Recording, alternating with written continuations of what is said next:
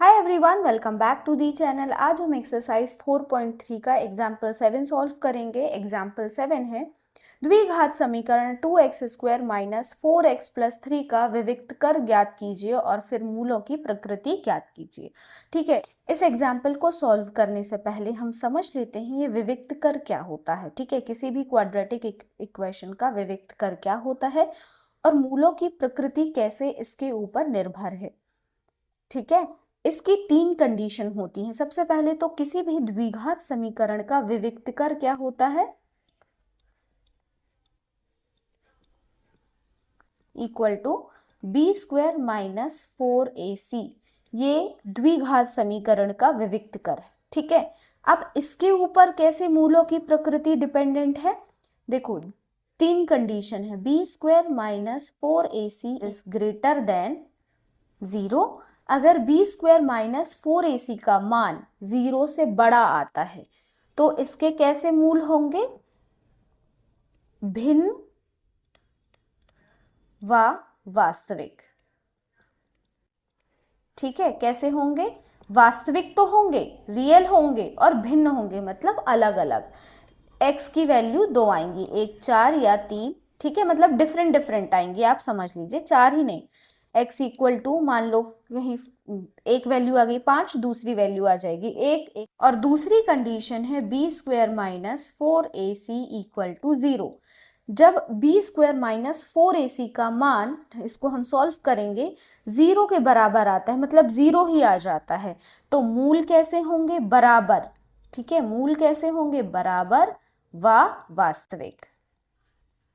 मतलब x का मान एक ही आएगा, x बराबर 2 2 या x बराबर 4 4, मतलब x की वैल्यू सेम आएंगी। ठीक है, और जब B square minus 4ac less than 0 होगा, लेस देन 0 का मतलब क्या होता है, माइनस पे आंसर आएगा। ठीक है, बी स्क्वायर माइनस 4ac को जब हम सॉल्व करेंगे तो आंसर किस में आएगा, माइनस में आएगा।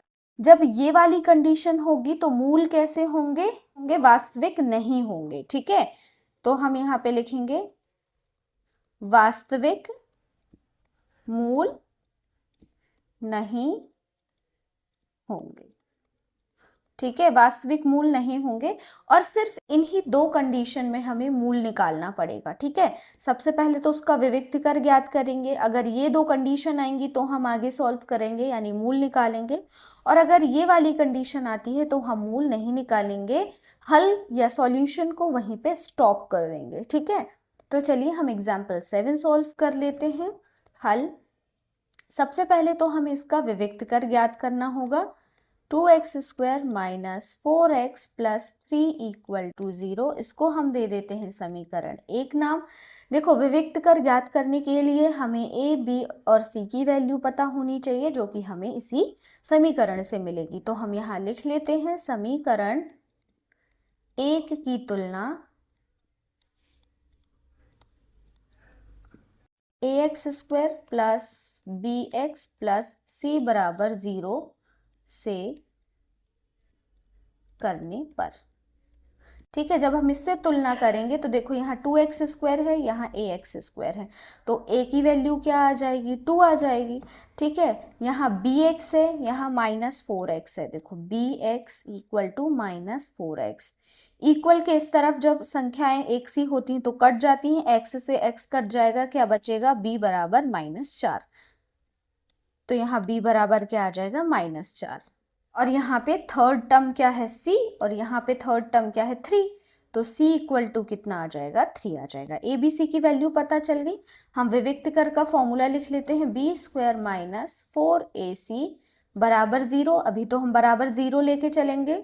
बी स्क्वायर मतलब कि -4 का स्क्वायर -4, a की वैल्यू क्या है, 2 और c की वैल्यू क्या है, 3।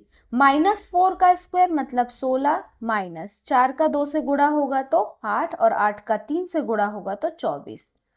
ठीक है, इक्वल 0 इक्वल टू 0।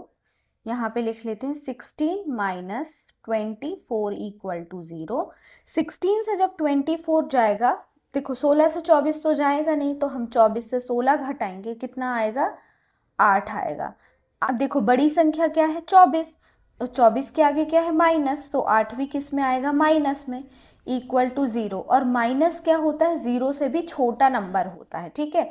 तो हम यहाँ पे क्या लिखेंगे, -8 इज लेस देन 0, ठीक है।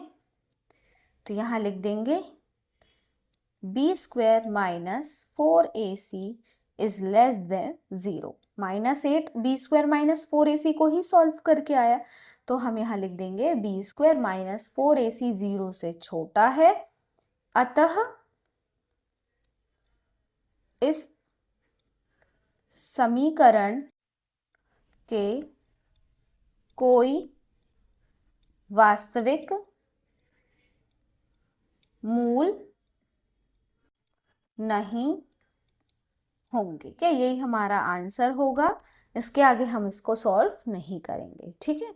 आपको इस पूरे एक्सरसाइज में सिर्फ 3 कंडीशन ही याद रखनी है, ये, ठीक है, ये और ये, इन्हीं तीनों से पूरी एक्सरसाइज सॉल्व हो जाएगी, ठीक है।